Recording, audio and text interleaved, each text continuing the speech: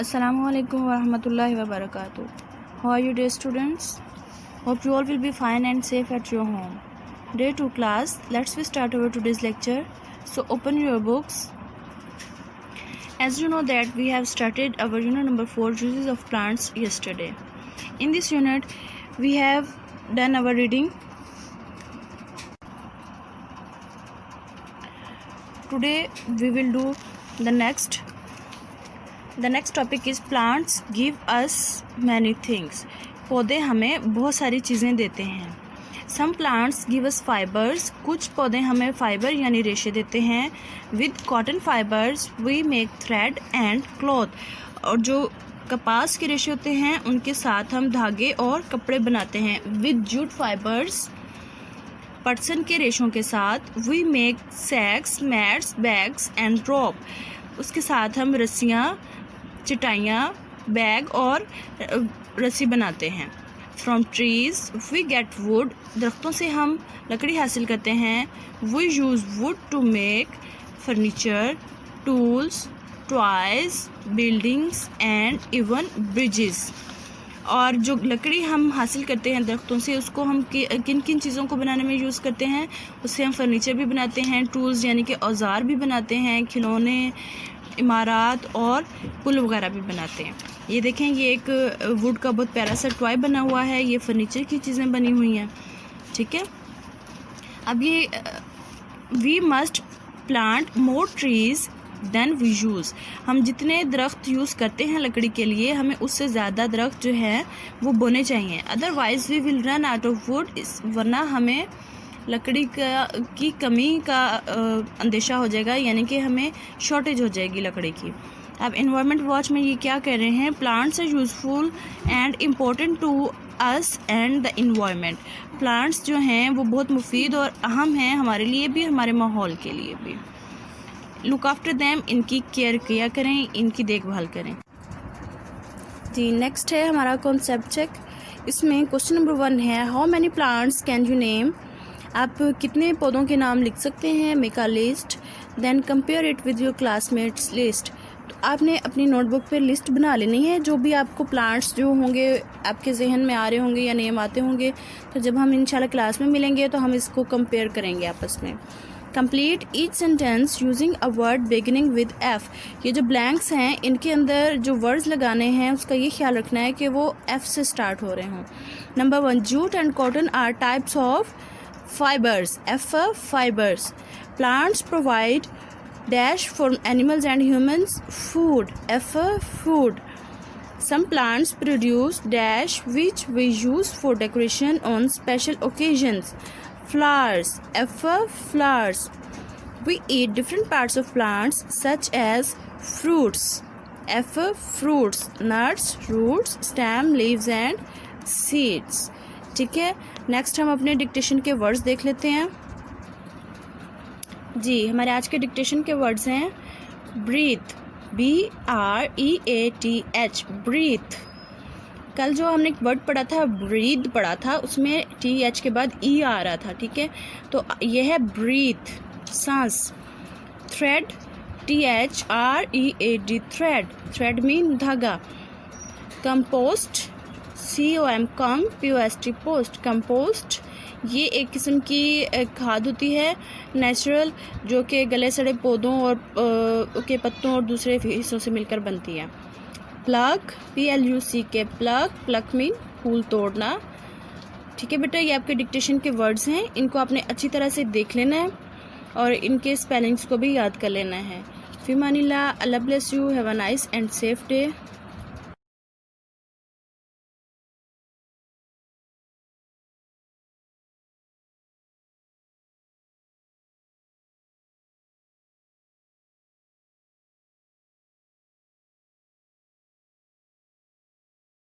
अस्सलामुअलैकुम to class.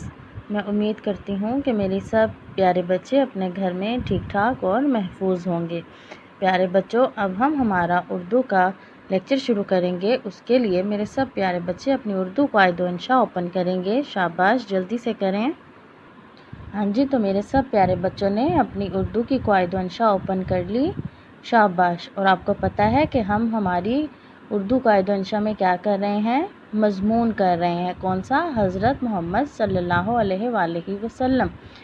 ٹھیک ہے بیٹا، کل ہم نے ہمارے اس مضمون میں کیا پڑھا تھا؟ ہم نے ہمارے اس مضمون میں آپ صلی اللہ علیہ وآلہ وسلم کی پیدائش کے بارے میں اور ان کے تعارف کے بارے میں پڑھا تھا، جو کہ میں نے آپ کو اس کے بارے میں ایک ایکسٹرا یعنی کہ اضافی معلومات بھی بتائی تھیں کہ آپ صلی اللہ علیہ وسلم کا تعلق کس قبیلے سے تھا، آپ کے دادا کا کیا نام تھا اور آپ کی والدہ کی وفات کب ہوئی تھی۔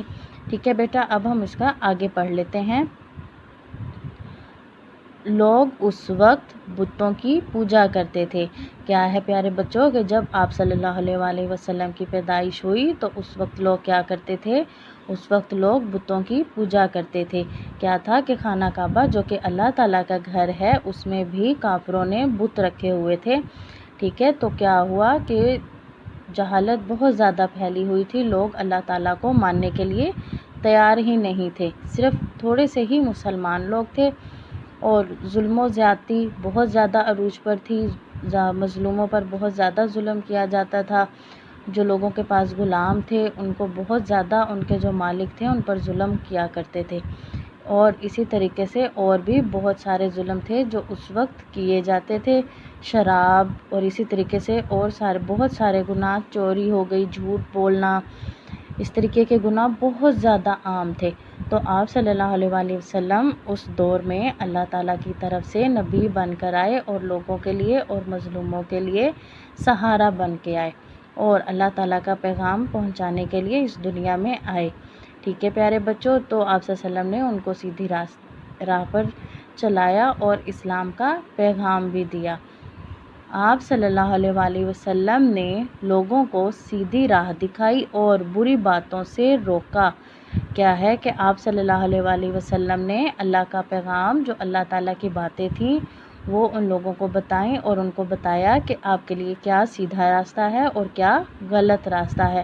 ان کو صحیح اور غلط میں فرق سمجھایا، ان کو اچھی اور بری باتوں میں فرق سمجھایا، اور آپ صلی اللہ علیہ وسلم نے بہت سارے لوگوں کو جو ہے اسلام کی طرف دعوت دی، اور اس کے علاوہ آپ صلی اللہ علیہ وآلہ وسلم نے اور کئی سارے پیغام، اللہ تعالیٰ کے حکم جو تھے وہ انسانوں کو بتائے۔ کس کی صورت میں؟